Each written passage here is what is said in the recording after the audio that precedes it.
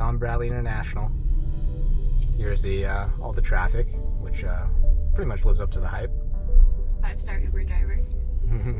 Yes, thanks to my mom.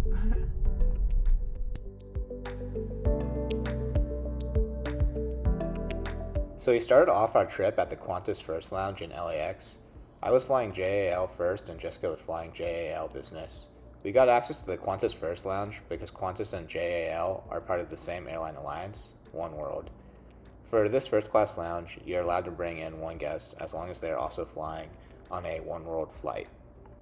The lounge offers views of the security line along with various drinks such as water, coffee, tea, and wine. There are also some snacks laid out, but the real benefit of this lounge is the restaurant-style dining and bar.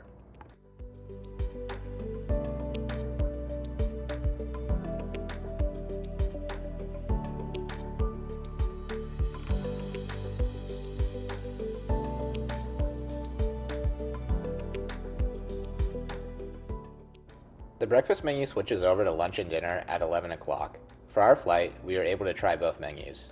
The breakfast was good, but not mind-blowing. I would definitely recommend waiting for the lunch and dinner menu if you can. The desserts were a highlight, and Qantas' signature dish, the salt and pepper squid, might be the best squid I've ever had.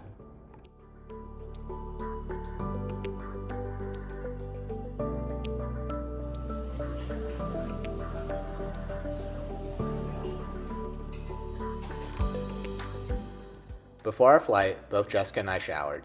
The Qantas First Lounge is really great and definitely in contention for the best lounge in the US.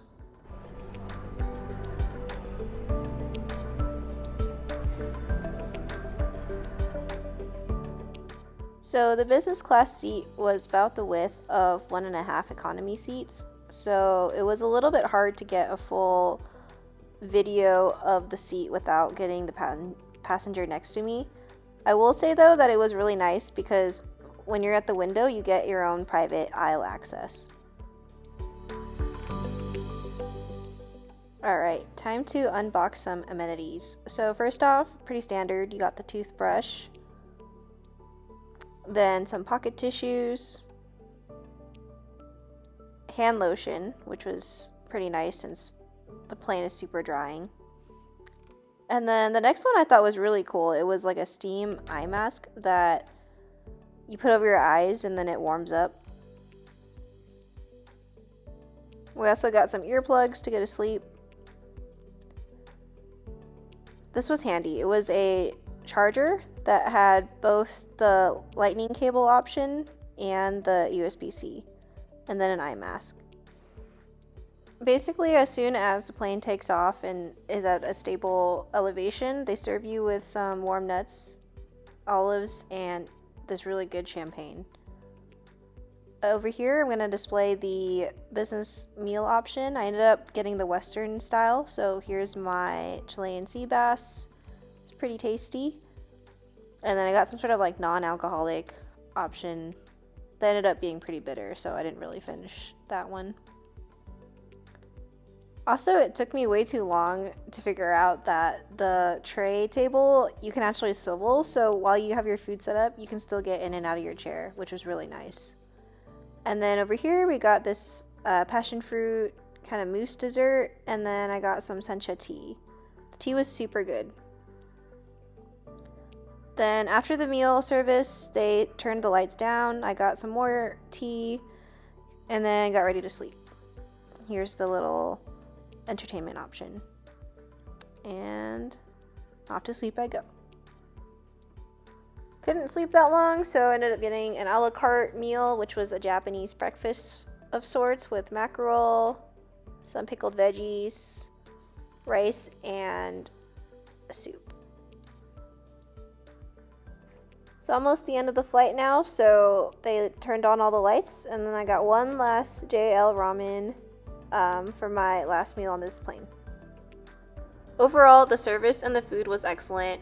I just wish we had left later in the day to really take advantage of the lay flat seat, as leaving LAX at 1 p.m. made it hard to be able to go to sleep. This is the first class cabin on JL15. It's a Boeing 777-300ER. There are 2 rows of first class seats in the cabin, and it's a 1-2-1 configuration. I'd say the seat width is about 2.5 economy seats, and the seat length is about 3 economy seats. Before taking off, they gave me a welcome drink and towel. On the seat waiting for me was an amenity kit, skincare kit from Shishido, shoehorn, Wi-Fi card, and headphones. They also give you a light blanket and slippers.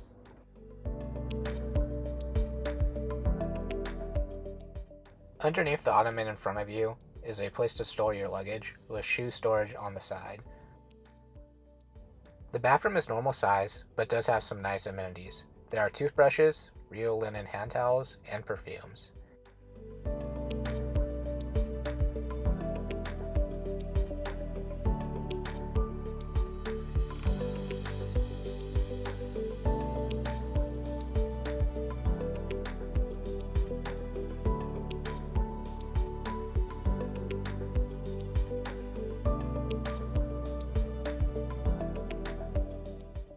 Being a Japanese airline, a nice special feature is the bidet. There are also pads to stand on when you change into your pajamas, so you don't have to get your feet dirty. Throughout the entire flight, the bathrooms were kept clean and well stocked. The business class bathroom also had a bidet.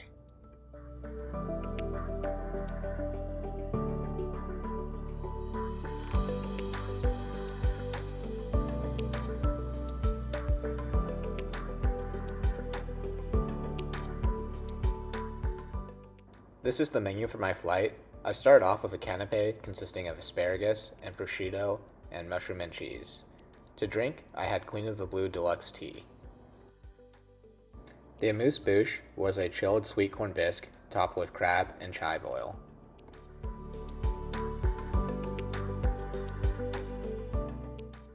The first hors d'oeuvre was a smoked salmon carpaccio with fried capers, salmon roe, and a dill vinaigrette.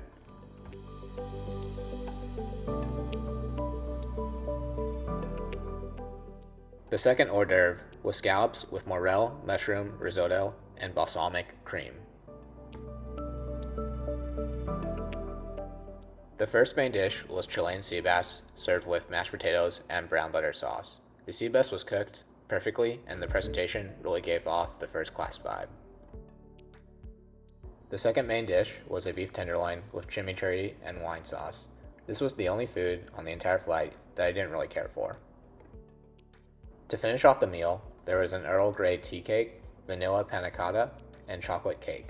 The flight attendants also set out snacks and drinks for you to pick up throughout the flight. The chocolate truffles here were my favorite.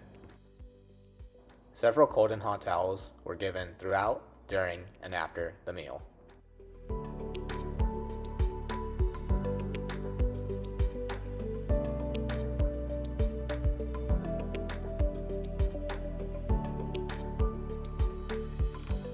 The amenity kit is pretty similar to the business class version. There's earplugs, pocket tissue, toothbrush, chapstick and hand cream, mouthwash, a hairbrush, eye mask, and heated eye mask. The bag is also branded with the JAL logo inside.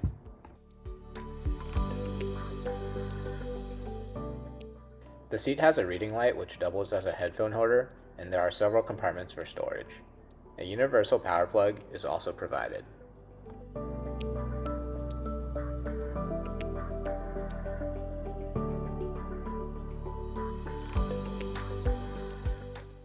This is the seat in bed mode, but as this was a daytime flight, I couldn't really sleep and gave up after a couple hours. Of course, I had to take advantage of the first class flight, so I started ordering some more food, beginning with caviar. Afterwards, I had crab cakes with herb risotto and a side of yogurt. Overall, this flight was excellent and was my favorite aspect of our entire 2-week trip to Japan. This redemption is definitely a bucket list item in the Points and Miles community, so I'm glad to be able to experience it. If I had to pick something to complain about, it would be that the hard product is a bit dated, which makes sense since this configuration was introduced over 15 years ago and is in the process of being replaced.